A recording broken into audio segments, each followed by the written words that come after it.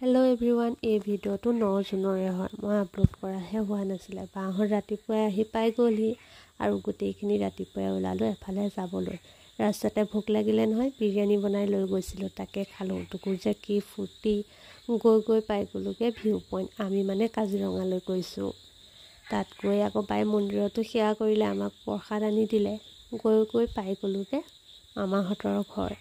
দাদাৰ ল'ৰাটোৰ অন্নপ্ৰসন আছিলে, সেইকাৰণে আমি তালৈ গৈছিলোঁ।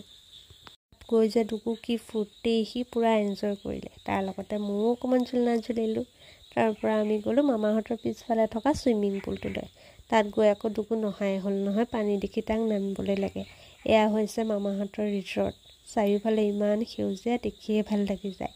তাৰ পৰা আমি ৰুম এটা দিলে, তাত ফ্ৰেছ হৈ পেলাই তললৈ আহি দেখোঁ যে অন্নপ্ৰসনৰ নিয়ম আৰম্ভ হ'লেই।